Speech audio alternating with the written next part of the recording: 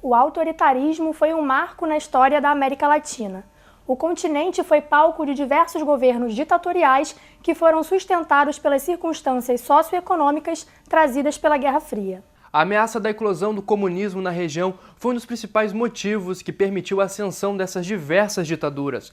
Vamos desvendar a história da presença autoritária na política de muitos países nas décadas de 60 e 70.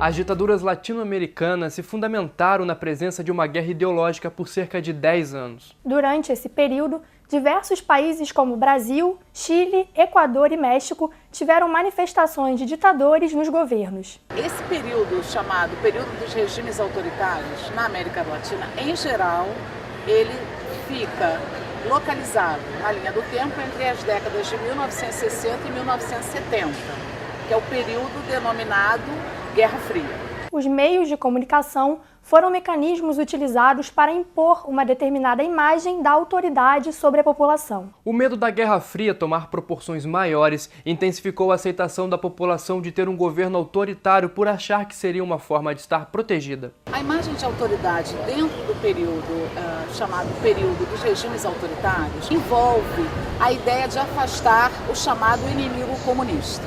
O inimigo comunista é uma construção de que esse líder precisa cuidar da população. Para isso, contam com rádio, com os veículos de publicação de fatos positivos atrelados a essas lideranças. Então, o autoritarismo fica um pouco mascarado a essa ideia de um líder que é um líder que cuida dessa população.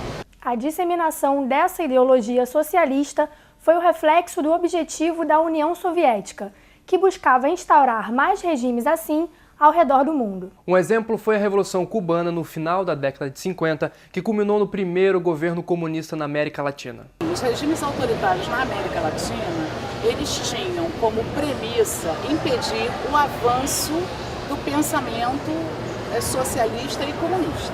Os regimes comunistas eram entendidos como regimes invasores e eles vinham de outros países. A gente tem a União Soviética, que está ampliando as suas zonas de influência, e isso envolvia construir espaços de zona de influência soviética que envolviam inclusive os países da América Latina.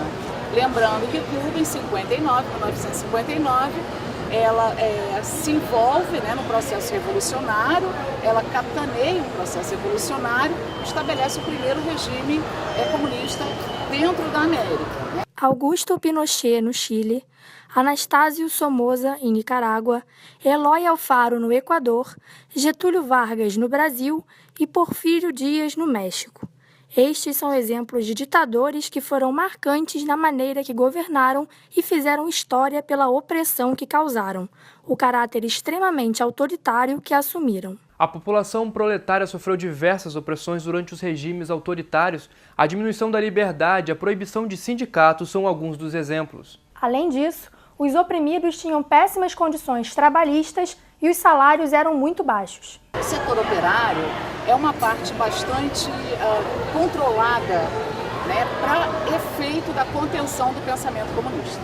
Então, a classe operária ela sofre muito com o autoritarismo, com a repressão, e qualquer sentimento de oposição ele é imediatamente reprimido dentro, especialmente da classe operária, onde os sindicatos estão perseguidos, a oposição está perseguida, os salários são baixíssimos, e a oposição é completamente suspensa. Com a classe operária, realmente é uma classe que sofre profundamente dentro dos regimes autoritários. O autoritarismo acontece de maneiras diversas, não sendo apenas algo estritamente de direita ou de esquerda. Pode estar inserido numa sociedade capitalista ou socialista. O reflexo desse governo na população depende do contexto no qual está inserido. Esses regimes autoritários eles podem ser verificados tanto em países convertentes à direita como em países convertentes à esquerda. Porque o autoritarismo ele não está necessariamente atrelado a posturas de direita ou de esquerda, né? Trata-se realmente do exercício da suspensão de algumas liberdades que são muito caras às democracias. Então, pensar regimes autoritários não é pensar nem à direita nem à esquerda, é pensar o quanto a democracia perde quando um regime autoritário se instala.